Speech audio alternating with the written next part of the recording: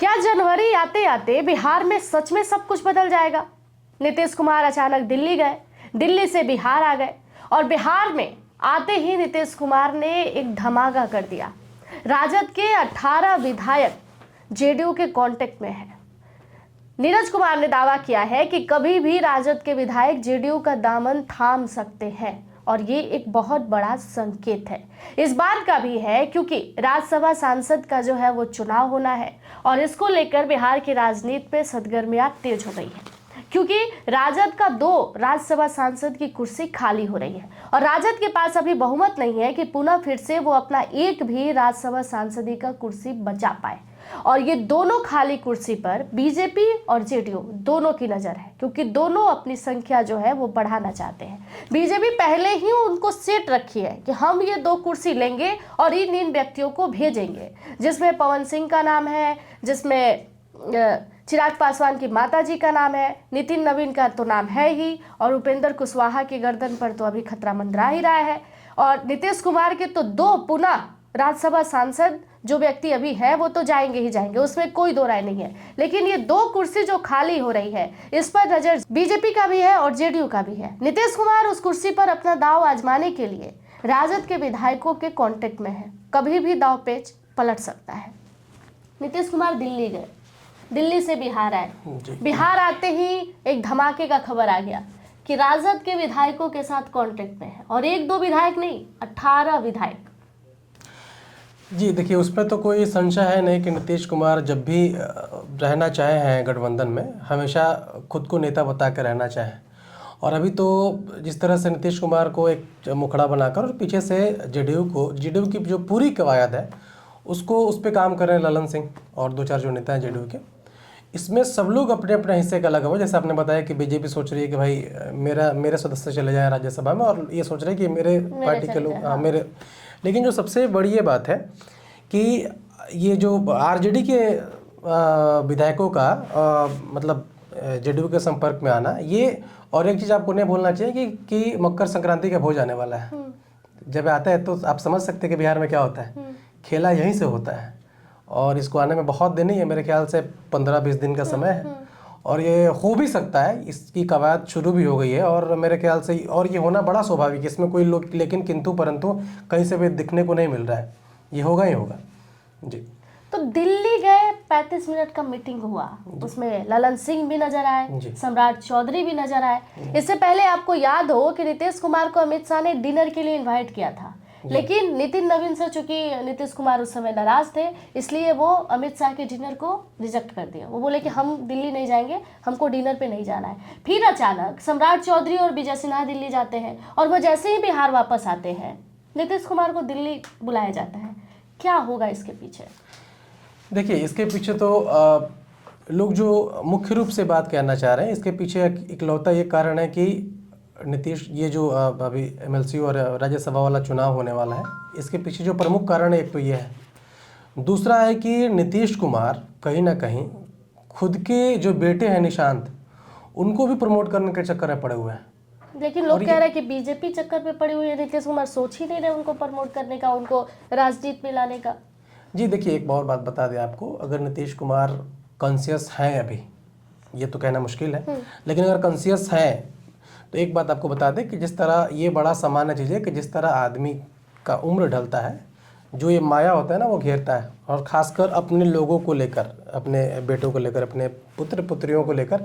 और मुझे ऐसा लगता है कि कहीं ना कहीं नीतीश कुमार के मन में चल रहा है कि भाई मेरा सक्सेसर कौन होगा मेरे बाद। लगने के तो उनके बाद बहुत सारे लोग लगे हुए हैं, जैसे ललन सिंह को देख लीजिए, संजय झा लगे हुए हैं कि भाई हम आ जाए। लेकिन मुझे लगता है कि इस चीज़ को हमको इस चीज़ से गुरेज नहीं रखना चाहिए कि ये भी मुद्दा हो सकता है कि भाई नीतीश कुमार के बेटे निशांत कुमार को प्रमोट करना है बिहार के राजनीति में। और तो ये तो नीतीश कुमार कर सकते हैं, इसके लिए दिल्ली जाने की क्या जरूरत है? मैं इसके लिए मतलब उनको, नीतीश कुमार को अगर अपने बेटे को राजनीति में लाना है तो वो उनके दाएं हाथ का खेल है, चुटकी का खेल है, वो तुरंत ला सकते हैं। इसके लिए नरेंद्र मोदी से जाकर बैठक करने की, राय सलाह करने की जरूरत नहीं है। देखिए, मैं बता रहा हूँ, इसके पीछे एक कारण हो सकता है कि भारतीय जनता पार्टी शुरू से ही इस चीज़ को नकारते आ रही है कि हम परिवारवाद को बढ़ावा नहीं देते हैं। भारतीय जनता पार्टी 14 से लेकर अब तक अपने हर एक सभाओं में इस चीज़ को बड़े मजबूती से पेश की है और इसमें वो कामयाब भी हुई है। आपको याद होगा 14 का एक भाषण, जिसमें हमेशा एक भाषण में इनका टोन हुआ करता था कि माँ बेटे का जादू देखो। प्रधानमंत्री नरेंद्र मोदी जब गुजरात के मुख्यमंत्री हुआ करते थे और तब से लेकर आज तक जब भी विधानसभा का चुनाव हुआ, जब भी कोई लोकसभा का चुनाव होता है, तो उसमें जब बिहार में ये प्रमुख मुद्दा उठता है परिवारवाद का। और नीतीश कुमार अगर कॉन्शियस है तो मुझे लगता है कि भारतीय जनता पार्टी के जितने भी आला दर्जे के नेता हैं, जितने सुप्रीम नेता हैं, सारे सुप्रीम लीडर को मनाना बड़ा आवश्यक है कि भाई हम अपने बेटे को प्रमोट करने आए हैं। पर इस बात से भारतीय जनता पार्टी अब नहीं पीछे हट सकती, क्योंकि चिराग पासवान भी अपनी मां को ला रहे हैं, राज्यसभा सांसद भेजने का डिमांड उन्होंने किया है। दूसरी तरफ आप देख रहे हैं उपेंद्र कुशवाहा, जो अगर पुनः उनको भेजा जाए तो वैसे भी परिवारवाद का धब्बा भाजपा पे लगना ही लगना है।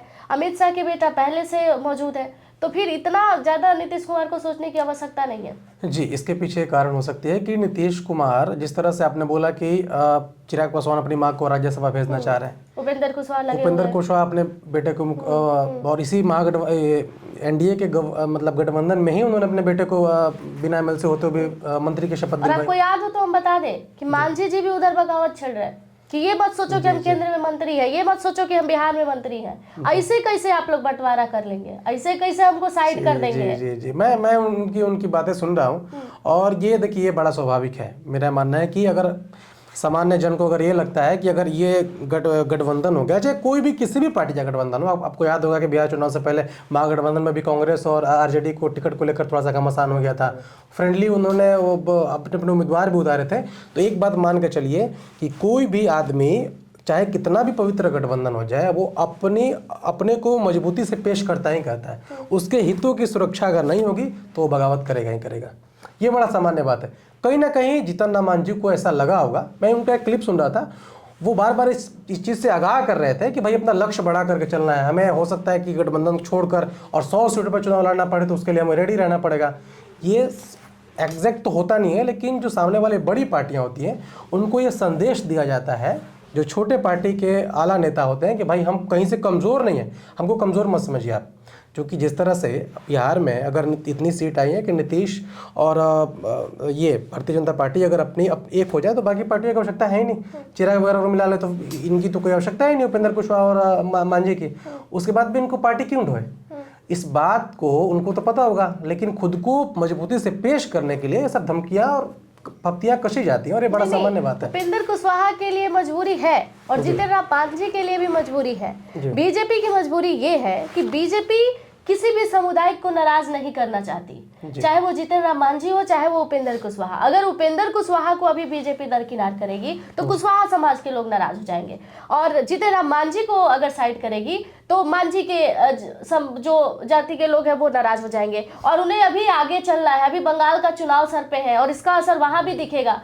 तो बीजेपी ऐसा नहीं करना चाहती है जी, देखिए लोगों को नाराज नहीं करना चाहती। एक बात आपको बता दें, अगर आप इस बार की बिहार की राजनीति से अगर थोड़ा सा अगर उस पर ध्यान देंगे तो एक बात निकल कर आएगा कि भारतीय जनता पार्टी के लिए, भारतीय जनता पार्टी ने हर एक कास्ट का अपने अपने पास एक विकल्प तैयार कर रखा है। उपेंद्र कुशवाहा आप कुशवाहा का नेता नहीं रह गए, अगर ये हम कह रहे हैं तो ये बस भ्रम है हमारा। सम्राट चौधरी कुशवाहा समाज से ही आते हैं, और सम्राट चौधरी को जिस तरह से भारतीय जनता पार्टी ने प्रमोट किया, कहीं ना कहीं उस 3% जो कि कुशवाहा का जो पूरा वोट है, ऐसा कहा जाता है कि 3-3.5% उनकी संख्या है पूरे बिहार में, तो 3% वोट को जब अपने तरफ खींचने के लिए ही सम्राट चौधरी को प्रमोट किया जा रहा है। तो ये तो और आपको एक बात और मैं याद दिला दूं, अगर ये धरातल की स्थिति आप देख लें, अगर आप सोशल मीडिया से हटके, तो ठीक है सम्राट चौधरी बिहार में डिप्टी सीएम बने, सम्राट चौधरी ने अपना नाम ओहदा अपना पद बुलंद किया, बिहार के लोगों की नजर में अपनी छवि अपनी पहचान बनाए, लेकिन आज भी अगर कुशवाहा लोगों से आप बात करेंगे कि आपका नेता कौन है, तो नेता के जगह पर सम्राट चौधरी उपेंद्र कुशवाहा का नाम हटाकर अपना नाम नहीं बैठा पाए हैं, और ये नाम अपना लाने के लिए और उपेंद्र कुशवाहा को दरकिनार करने के लिए अभी भी सम्राट चौधरी को काम करना पड़ेगा। जी बिल्कुल। क्या है कि जो कुशवाहा को लेकर, जैसे कि सम्राट चौधरी को क्या जो छवि है वो जाति को लेकर एक और छवि है, और एक वो छवि है कि हिंदुत्व वाली छवि है, और वो मजबूरी में अपने को वो जहाँ बस सम्राट चौधरी एक विशेष जाति का नेता बनाने के चक्कर में कभी नहीं पड़े। ये पूरा मैंने बताया ना, ये पूरा भारतीय जनता पार्टी के दिल्ली में बैठे नेताओं का प्रोपेगेंडा है कि हम अगर सम्राट चौधरी को प्रमोट करते हैं तो हो सकता है कि जो कुशवाहा वर्ग है, जो कि उपेंद्र कुशवाहा को अब तक अपना नेता मानते आई है, वो शिफ्ट होकर सम्राट चौधरी के पास चले आए। लेकिन सम्राट चौधरी शुरू से बचते रहे। सम्राट चौधरी को अब हमें लगता है कि पिछले 3-4 साल में सम्राट चौधरी बहुत ज़्यादा परिपक्व हुए हैं, और उप मुख्यमंत्री बनने के खासकर बाद वो इनको जो परिपक्वता है और जो हार्डकोर हिंदुत्व वाली जो छवि है वो बनाना चाह रहे हैं, वो बस इसलिए कि भारतीय जनता पार्टी के यहाँ पे ऑप्शन के रूप में, विकल्प के रूप में बड़ी तगड़े सपने को पेश कर सकें। ये भारतीय जनता पार्टी का प्रोपेगेंडा है कि भाई कुशवाहा का पूरा वोट इनके पास लेना है। इनका प्रोपेगेंडा तो कभी रहा ही नहीं कि हमको कुशवाहा का नेता बनना है। लेकिन मुझे ऐसा लगता है कि लोग अब सम्राट चौधरी को, कुशवाहा जाति के लोग अपना नेता मान लेंगे। मजबूरी भी है। अगर समय रहते सम्राट चौधरी कुशवाहा का नेता बनने में सफल नहीं हुए तो सम्राट चौधरी को ये बातें भली भांति पता है कि हम बस डिप्टी सीएम तक ही समेट के रह जाएंगे, क्योंकि जिन्हें भी भाजपा डिप्टी सीएम बनाती है उन्हें सीएम नहीं बनाती है। और सम्राट चौधरी को आने वाले समय में मजबूत देखने के लिए और मजबूत खुद को पेश करने के लिए कुशवाहा का बड़ा नेता बनना पड़ेगा। ये बात सम्राट चौधरी अच्छे से जानते हैं। जी देखिए, इसके पीछे जिसको सीएम बनाती, जिसको उप मुख्यमंत्री बनाती है, वो उसको मुख्यमंत्री बस इसलिए नहीं बना पाती है कि भाजपा के पास कभी उप मुख्यमंत्री बनने का चांस ही नहीं आया। पहली बात तो एक ही बात है। दूसरी बात ये है कि नीतीश को, ये सम्राट चौधरी को कैसे भी करके, जैसे आपने बताया कि कुशवाहा समाज का नेता खुद को बनाना होगा, क्योंकि पार्टी के अंतर में भी अगर खुद को मजबूती से पेश करने की ज़रूरत है तो आपको ऐसा लगना चाहिए, आपको वहाँ पे शो करना पड़ेगा कि भाई हम इस जाति के बड़े नेता हैं। उपेंद्र कुशवाहा, और मुझे ऐसा लगता है कि 50% से अधिक यहाँ पे जो उपेंद्र कुशवाहा के, मतलब कुशवाहा जाति के जो लोग आते हैं, वो धीरे धीरे उपेंद्र कुशवाहा को अपना नेता मानने लगे। इसके पीछे जो बड़ा कारण यह है कि पद का प्रभाव तो पड़ता है, दायित्व का प्रभाव तो पड़ता है। उपेंद्र कुशवाहा अभी क्या है, लोकसभा के चुनाव हार गए, उनको उनके जातीय समीकरण बिहार विधानसभा को देखते हुए जातीय समीकरण स्थापित करने को राज्यसभा भेजा गया था। उनको कोई वैसा तुरुप का, मतलब उसको तुर्रम खात्मा समझिए कि भाई उपेंद्र कुशवाहा अपने काबिलियत के बल पे उनको राज्यसभा भेजा गया था। उसके पीछे इकलौता है मकसद था कि सामने बिहार विधानसभा का चुनाव है, और इनको अगर हम नहीं भेजेंगे तो हो सकता है कि कुशवाहा वर्ग के लोग भारतीय जनता पार्टी से नाराज हो जाए। इस बार क्या होगा? इस बार तो कोई चुनाव ही नहीं है अब आगे। मैंने आपको ऐसे, अगर भारतीय राजनीति की बात करें तो बिहार प्रदेश से अगर हट के बात करें तो ऐसा आपको सैकड़ों उदाहरण मिल जाएंगे जहां भारतीय जनता पार्टी का, मतलब इतना वो लोग दिमाग लगाकर पॉलिटिक्स करते हैं कि किसी जाति के नेता को अपने अंदर मिलाएंगे, उसके बाद उसका एक विकल्प तैयार करेंगे और उसको कंट्रोल में लेते हैं, और वो कंट्रोल में नहीं रहा तो उसका कंट्रोल छोड़ देंगे, क्योंकि उसके पास उससे तगड़ा विकल्प उसके पास हमेशा एक आ जाता है। तो वो भारतीय जनता पार्टी करने में लगी हुई है। उपेंद्र कुशवाहा अभी इतना सॉफ्ट पॉलिटिक्स कर रहा है, और मुझे ऐसा लग रहा है कि उनके हाव भाव से, क्योंकि पार्टी में अंतर्द्वंद भी चल रहा है बेटे के मंत्री बनाने के बाद, उसके बाद जो उनका बयान आया था उसके बाद पार्टी में अंतर्द्वंद भी बहुत ज़्यादा चल रहा है। जो जिस गठबंधन के वो घटक दल है, गठबंधन में उनको जो चाहिए वो समान वैल्यू नहीं दे रहा है अभी, तो थोड़ा सा सॉफ्ट और थोड़ा सा डर के पॉलिटिक्स कर रहे हैं। और इसका मुझे लग रहा है कि प्रत्यक्ष रूप से फायदा सम्राट चौधरी को होगा, क्योंकि हर वो वर्ग अपना नेता मजबूत स्थिति में चाहती है, और इस तरह से कुशवाहा जो वोट बैंक है वो पूरा का पूरा सम्राट चौधरी पर आकर शिफ्ट हो जाएगा। आप देखिएगा इस बात को। पवन सिंह को लेकर भी एनडीए के अंदर लड़ाई छिड़ गई है। पवन सिंह को लेकर, मतलब उपेंद्र कुशवाहा तो चाहते ही है कि मेरी कुर्सी बच जाए, लेकिन नीतीश कुमार नहीं चाहते कि उन्हें राज्यसभा सांसद बनाया जाए। और ये अंदर की खबर हम आपको बता रहे हैं, जो चर्चा पार्टी के अंदर चल रही है, उन्होंने बताया है कि उस नाम पर नीतीश कुमार भी मुहर नहीं लगा रहे। जी देखिए, एक तो ये हो सकता है कि जिस तरह से पवन सिंह के चलते, एक बात समझिए कि जब कुशवाहा और कुर्मी जाति के, जिससे मुख्यमंत्री नीतीश कुमार भी आते हैं, इनका जो नेतृत्व करने की जब भी बारी आती है तो कहीं ना कहीं कुशवाहा जाति के लिए कुर्मी जाति हमेशा से हर क्षेत्र में सॉफ्ट कॉर्नर और सॉफ्ट हार्ट रही है। जैसे आप किसी भी विधानसभा सीट को अगर बड़ा नज़दीक से गौर करें, देखिए उसको, उसका पूरा आंकलन आप समझें, तो उसमें यह होता है कि पार्टियां क्या करती है कि जहां से कुशवाहा या कुर्मी जनसंख्या हो, वहां पे कुशवाहा कुर्मी किसी भी एक जाति को सीट दिलवा देती है पार्टी। इससे फायदा क्या होता है कि दोनों जातियां लौकुश समीकरण स्थापित करके एक में चली जाती है। तो ये हो सकता है कि जिस तरह से उपेंद्र कुशवाहा को पवन सिंह के चलते उपेंद्र कुशवाहा की जो दुर्गति हुई लोकसभा के आम चुनाव में, उसका एक खामियाजा हो सकता है कि नीतीश कुमार इसलिए भी मुहर ना लगा रहे हो। और दूसरी बात यह है कि मुझे ऐसा लगता है कि पवन सिंह को, चूंकि अगर पवन सिंह माने हैं अभी तक, जिस तरह से बिहार विधानसभा चुनाव में उन्होंने खूब काम किया, कैंपेन किया, इलेक्शन कैंपेन किया, स्टार कैंपेनर भी रहे, लगातार मेहनत जिस तरह किया, तो कहीं ना कहीं पार्टी की तरफ से आलाकमान से आश्वासन है कि भाई तुमको कुछ बड़ा इनाम मिलेगा, तो पार्टी तो लगी हुई है।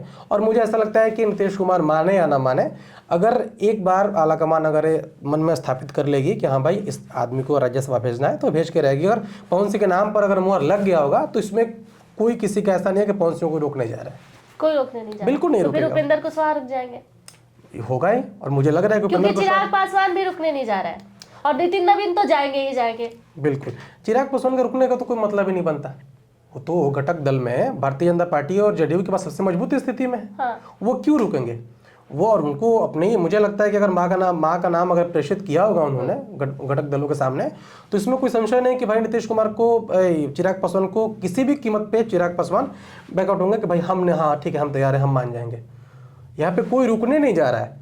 लेकिन अब ये है कि पार्टी ये समय बताएगा किसको दिया जाएगा। और मुझे ऐसा लगता है कि कहीं ना कहीं इस तीनों तिकड़म में सबसे जो मजबूत स्थिति लग रही है वो चिराग पासवान अपने जगह मजबूत है, पवन सिंह भी अपने जगह मजबूत है। क्योंकि अगर पवन सिंह रुके हुए हैं इस तरह से निस्वार्थ भाव से पार्टी के लिए काम कर रहे हैं, तो पार्टी, मुझे ऐसा लगता है कि, और जिस जाति से आती है पार्टी, ये नहीं बोलना चाहिए हम लोगों को कि उस जाति का ख्याल भारतीय जनता पार्टी हमेशा से रखी है और आगे भी रखेगी, ये नहीं बोलना चाहिए। ये राजद और जेडीयू के बीच में क्या चल रहा है? राजद के 18 विधायकों से बातचीत, नीरज कुमार ने भी दावा कर दिया, ये तो बहुत दिनों से चल रहा है। कभी भी आपको खबरें मिल सकती है कि राजद के विधायक जो है वो जेडीयू का दामन थाम लिए।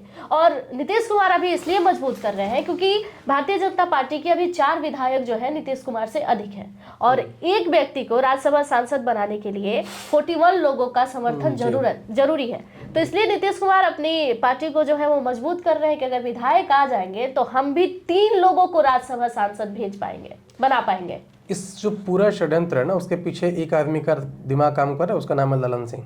हाँ।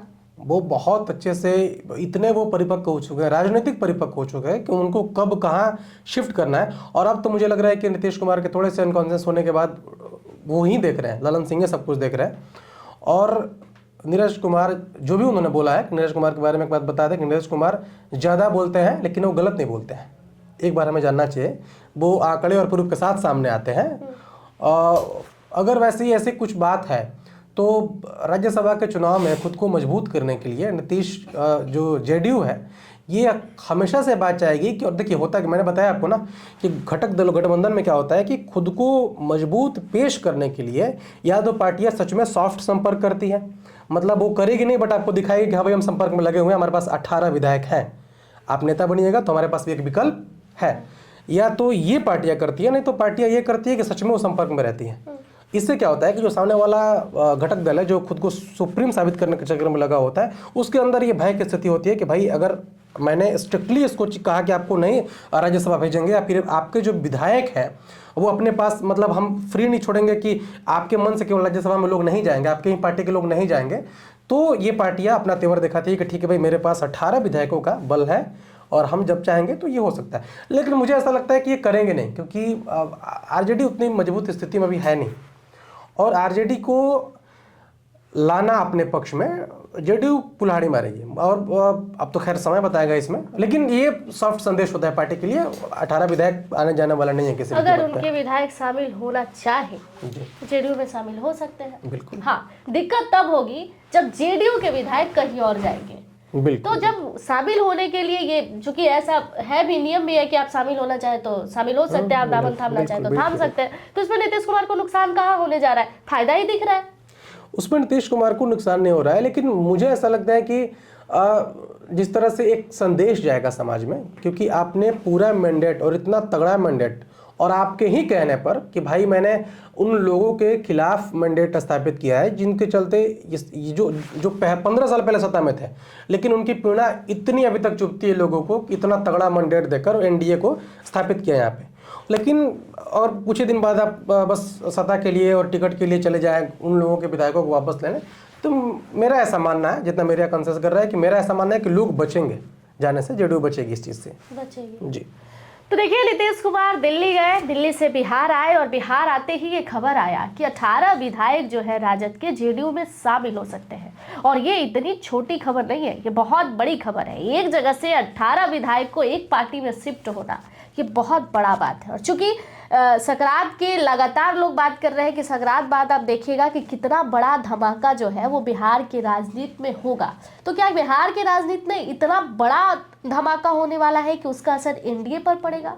क्योंकि एनडीए के अंदर बहुत सारी चीजें अभी अच्छी नहीं दिखाई दे रही है। मांझी जी अलग नाराज है, ऊपर से उपेंद्र कुशवाहा का अपना अलग ही डिमांड है कि भाई इस बार तो किसी भी तरह मेरी कुर्सी बचा ली जाए। हालांकि बीजेपी चाहती है कि उपेंद्र कुशवाहा पुनः फिर से राज्यसभा सांसद जाए, लेकिन बीजेपी के चाहने से नहीं हो जाएगा। समर्थन तो उपेंद्र कुशवाहा को अपने लिए लाना पड़ेगा, बहुमत साबित करना पड़ेगा। दूसरी तरफ पवन सिंह के नाम को लेकर भी अटकलें तेज है, लेकिन अभी तक ऑफिशियल ऐसा कोई भी ट्वीट या बयान नहीं आया है जिससे हम कह दें कि उन पर मोहर लग गया है। चिराग पासवान की मां का भी नाम सामने आया है कि चिराग पासवान के डिमांड के तौर पर उनकी मां को भी राज्यसभा सांसद बनाया जा सकता है। तो इन तमाम मुद्दों को लेकर एनडीए के अंदर नाराजगी तो है, भले ही लोग खुल के सामने नहीं आ रहे, और इसकी झलक मांझी के बयान से दिख रहा है कि एनडीए के अंदर सब कुछ ठीक नहीं है। भाग्य इस खबर पर आपका क्या राय है, कमेंट सेक्शन में जरूर बताइएगा। बाकी की तमाम जानकारियों के लिए जुड़े रहिएगा हमारे साथ। धन्यवाद।